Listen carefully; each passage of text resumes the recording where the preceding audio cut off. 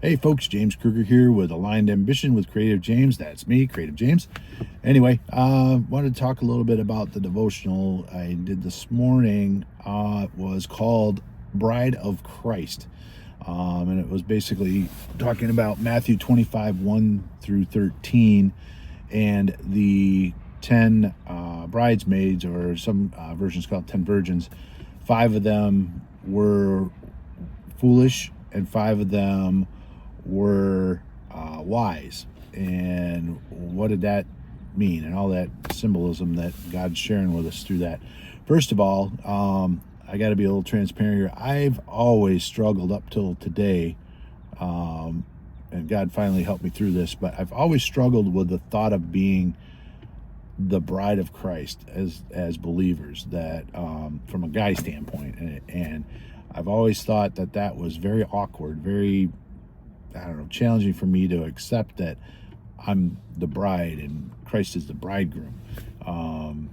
But that God helped me see that differently today. He showed me that it's not the actual bridegroom relationship. It's the attitude that the bride has towards the bridegroom. It's how I am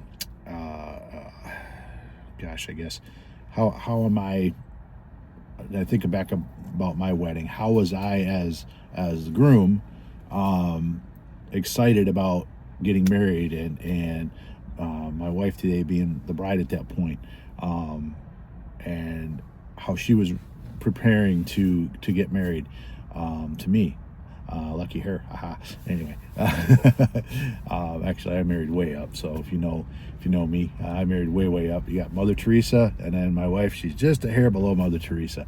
Been putting up with me for almost 30 years now. Anyway, back to squirrel here.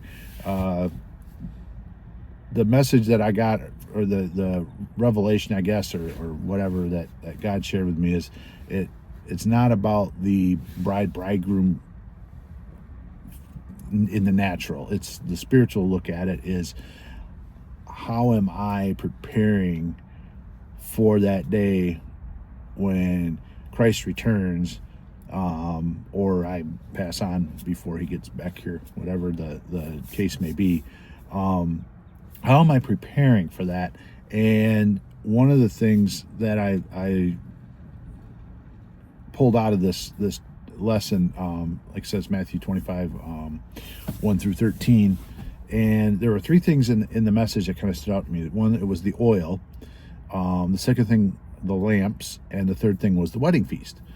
Well, the wedding feast was easy. That's the being reunited with Christ in heaven, and after we pass on this earth, or if Jesus comes back before then, that reuniting with God and with Jesus in heaven. That's the wedding feast. That was easy for me to kind of piece together. The oil was a little bit more. What's the oil representing? I think of oil, and I think of oil. What do you do with oil? I cook with it. I put it in my car. Put it in my lawnmower. But what I learned is that the oil represents a genuine relationship with God. And in this particular story, oil also represents the readiness of the bride for the bridegroom. And again, the depth of that relationship with God, and being ready to enter the wedding feast, I guess. So you've got the 5 foolish virgins who didn't have enough oil. I mean, it's a summary of the story. And you have the 5 wise virgins who did, or 5 wise bridesmaids who did. It was kind of eerie almost. It was like Christ delayed his return, or the bridegroom delayed his return. And I read somewhere that it was like a Jewish custom or something, where the bridegroom would show up just unannounced in the middle of the night, to be married, or to start the wedding process celebration. So all 10 of these bridesmaids fell asleep, and somebody came and said, "Hey, the bridegroom's here. Time to get up. Let's go meet him. Well, when they fell asleep, the lamps, I guess, were still lit, and the wise bridesmaids had extra oil. They brought plenty of oil. The foolish ones did not. So they were sent away. They wanted to borrow some of the oil from the wise bridesmaids who were prepared. They were ready to meet the bridegroom. They had a good relationship with the bridegroom. They were genuine. It wasn't just a surface appearance. Because if you stood back and looked, all 10 of these folks had lamps, and this is the lamps in this story, from what I can glean and what I can understand. The lamp represents our outward faith, our profession, our, hey, we believe in God, we believe in Jesus. That's our lamp and lighting up the world. So it's a visible spiritual life. So from a distance, all 10 appeared to have that piece of the puzzle. They had the lamp, they had the visible spiritual life, the visible, hey, I'm a believer. But deep down inside, only 5 of them, the wise bridesmaids, had that deep, genuine relationship represented by the oil in this story. Had enough of that, had plenty of that to be prepared to go and meet the bridegroom. The 5 foolish bridesmaids did not, and they were trying to borrow some from the wise bridesmaids. The wise bridesmaids said, sorry, this is our oil. We were prepared. You need to go to the people that sell the oil and get some more. So those 5 went away, did that. The 5 wise bridesmaids went in, met the bridegroom, and they went into the wedding feast. The bridegroom shut and locked the door, which to me was, I don't know, kind of, wow, all right. The 5 foolish bridesmaids came back. They had their oil. They were there. They wanted in. And basically, the bridegroom said, I do not want to know you. Because they didn't have that relationship, which the oil represents, that deep, genuine connection with the bridegroom. So I took that and I said, okay, how does that apply to me? Am I really digging into God? Am I really digging in and trying to figure out what he's telling me to do with my life? What is he telling me to share with folks? What is he putting together? Am I connected tightly enough so that when that day comes, I'm not locked out? And I don't know. That's where I have kind of this, I believe in Jesus. And the Bible also says those who believe in Jesus and that he's the Son of God and he came here and died on a cross and forgives me all my sins, there's a spot in heaven for those people. And I believe I'm one of those people that believe in Jesus and that there is a spot in heaven for me. But this almost lends you to believe that you've got to have that deeper relationship in order to get into the wedding feast. And I don't know. I'm still kind of, I don't know about that, because I think God is giving us opportunities to receive Jesus as our Lord and Savior. And once we do that, our name is written in the Lamb's Book of Life, which is kind of the guest list for heaven, in my quirky way of thinking of it. If your name's in that Lamb's Book of Life, you're on the guest list, you're in. Do we backslide? Do we make mistakes? Do we screw up? Sure. I mean, I do. I make mistakes. I just have a hard time thinking that God's going to say, "Oh, no, just kidding, you're not in." So I'm not sure on how all that works together. Some theologian can probably piece it together better than I can. But I just wanted the big takeaways from this for me were, one, it's not about being a bride. It's about the attitude that I have towards Christ. Am I getting to know him? Am I filling my vessels with oil so that I have a genuine relationship, a deep relationship with God, so that I know what he's telling me to do, that I can understand where he's leading me and be close to him. And then it's easy to say, hey, I'm a believer, and get on YouTube and tell people about Christ. From a surface level, that's great. But when you start peeling the onion and getting behind the scenes, what's really going on? Am I really connected with God? Am I really really prepared. And sometimes that answer is no. Sometimes I'm sucking at this. But God is there. He's forgiving. He loves. He loves me. He loves you. I believe God has a perfect plan for everybody's life. And I believe He has called me to help people find and follow their purpose, because it's never too late to find and follow your purpose. I'm going to be 55 this year. And I've known bits and pieces of this over probably the last 25, 30 years or so. Let's see, around about 30 years. So at least 30 years. I've known bits and pieces of this. And I'm finally to the point where it's like, oh, geez, here it is. Let's put it together, and let's help other people do that too, so they don't have to take 30 years to figure it out. That's the frustrating part for me.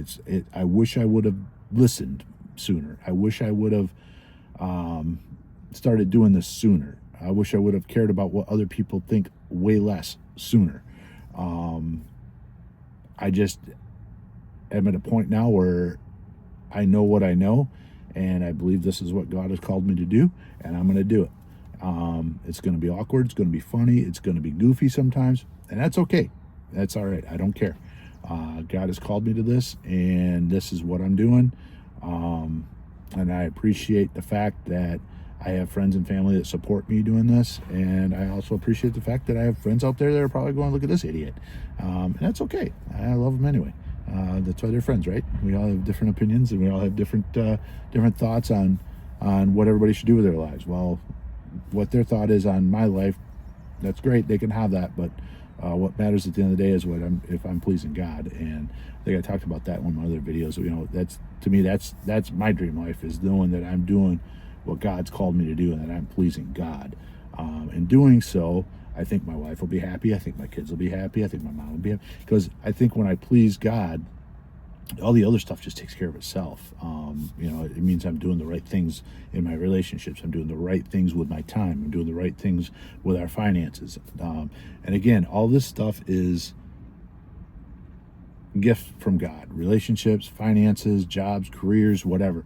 And I've got to watch, because a lot of times I'll say my ministry, and I have to back up and say, whoa, it's a ministry that God has called me to. Ultimately, it's His ministry. He's just picked me for this time right now to do this type of stuff. And I think we all have that type of a calling. It may not be a ministry. It may not be a YouTube channel. It may not be anything to do with it. It may be doing people's lawns, and you're mowing a lawn, and somebody comes out and they need prayer, and you pray with them, or you witness to them about God and how awesome God is, and how He's blessed you, and how He can bless them, and I don't know, there's so many different ways, and it's however God decides to work. Don't need all the answers. I don't need all the answers, and just because I have a little piece of the puzzle here doesn't mean that the big puzzle isn't still just a jumbled up mess. But that's part of the process too, is every day I want to be a little bit better. I want to be a little bit closer to God, a little bit closer to my family, a little bit closer to what I need to be doing with this YouTube channel. So little funny thing, I figured out, I should shoot in, I don't know what you call this, horizontal versus vertical, I guess. I was shooting in vertical up till today. Figured out that, it's probably better to shoot horizontal, and then I can edit it and do vertical for other things. So this is all stuff I'm learning, and it's part of the process. And whatever it is that God's called you to do, I encourage you to stick around, because in a couple weeks, I'm hoping 3 weeks at the most, I'll have the 5-part series on finding your purpose ready to go. I've got all the outlines done. I've got all the back stuff done. I just need to get it cleaned up and get it ready to be able to present, so I'm not squirreling and rabbit holing on you all the time while I'm talking, like I do sometimes on these videos. I want it to be very focused for you, very helpful, and something you can take and apply and use as soon as you get the information. Start applying it, start working on it. Because like I said, it's been 30 years plus that I've been screwing around with this calling that I feel in my life, and not really taking it seriously, but I'll play with it. But I will tell you this, and my wife can attest to this too, I am the king of squirrel. I can find something to do, and I'll run with it for a few weeks, and I'll get bored, and I'll put it away. This is the one thing in my life that I picked up and I put down, and I picked up and put down and picked up and put down. It's always been there. It has never, ever left. It's always been in the back of my mind. It's always been something I've come back to. It's something I'm excited about. Day 1, day 3, 4, whatever, how many years it's been. I'm still super excited, super stoked that God has got this type of thing for me to do. And again, we all have talents, abilities, gifts, skills, whatever, that we can use. God's given us these things, and however that is, I liken it to kind of skill sets with accounting. If somebody were to put me in an accounting role, man, the IRS be calling you, because I couldn't keep those books straight all day, every day. It'd drive me nuts. I like numbers, I like math, but I could not sit there and do that type of thing. It's not me.